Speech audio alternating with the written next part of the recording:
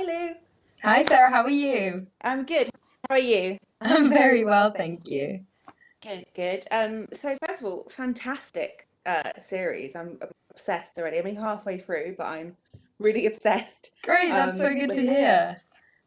Yeah, I was wondering because it's such a character-driven show. I was wondering if you could tell us a little bit more about your character for people who don't know about Foundation. Yeah, of course. So my character is Gail Dornick. She is a young woman from a rural planet, which is on the outskirts of the galaxy.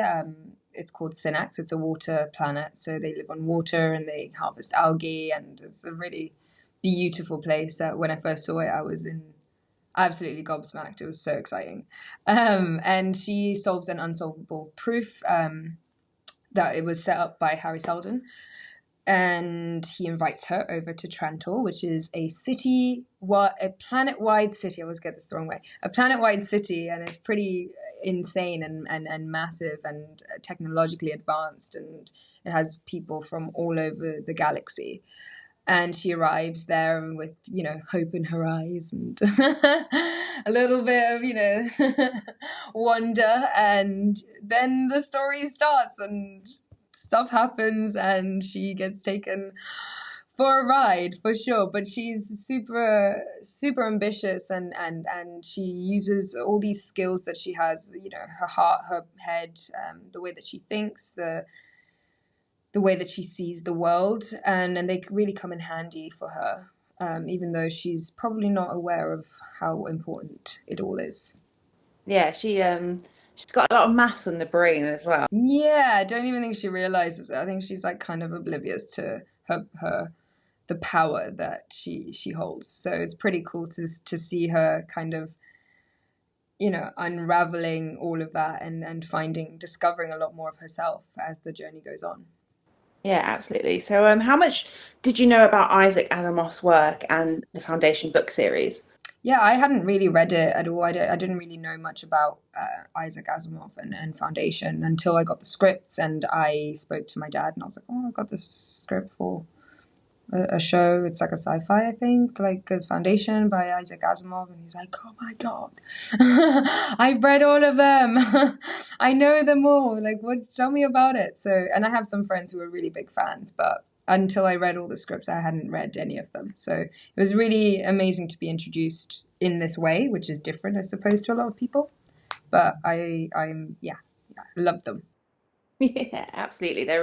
I mean, I've only just heard of it through the series, so it's definitely, Yeah, they're quite a read. They're quite a read, and it's quite exciting to read them after watching the series as well, because you can kind of like see the links and see the cool combinations of things that they've put together. absolutely. What I really love about Gail is she's pretty much her own thing, no matter what planet she's on or who she's with. She kind of feels like an outlier, Mm. I guess. Yeah. Um, I think these are things that both, there's a couple of characters in the main, that you follow. I think Salva has that as well, a little bit of like an outsider, an outlier, but kind of takes control of her life, and uses her skills and her instincts to overcome a lot of struggles and a lot of difficult situations that she's in. But she's an outsider, and people make it very clear that she's an outsider, which is which is difficult. But she kind of, keeps going and keeps moving forward, which is a great thing to do, great skill to have. and she's also like immersed in this kind of world, um, that science versus religion versus empires and politics. And she's trying to like the force for good. Was there any like real life parallels? Because it does feel kind of familiar to what kind of we're going through with climate change and everything. Well, yeah, I mean, the biggest thing for me and one of the coolest things that was important was reading the whole Synax situation and how the waters are rising. And she's like, oh, this is science and it's a real thing, it's happening. And everyone's like, no, you're lying. And it's kind of, it reflects, some of the interactions we have in this day and age about climate change and about all of those important topics that we need to really address and really change things that we do in our lives in order to make them better.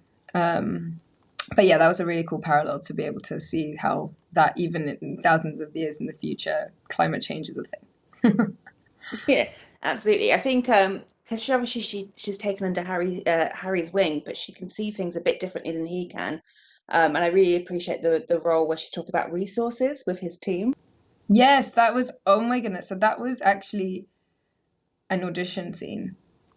And so when I did that, I like knew it like the back of my hand because I'd done it like 4 or 5 times. So that was super cool to have that. And that was like the first time you really see how her brain works and how emotionally attached, even though it's all about the science and the math and the facts, that it's really emotionally linked, right? Like the reasons that she proposes are because she cares for people and she knows that there's people on the outskirts of the galaxy who also need, preserving. Some of their cultures also need preserving. So I think she's got a very interesting view of the world, which I don't know if a lot of the people who are part of the foundation have, because it's very theoretical. So it's nice to see the balance of those two things for her.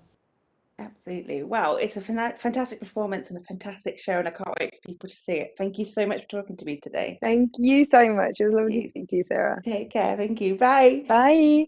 Ladies and gentlemen, you're watching Hey You Guys!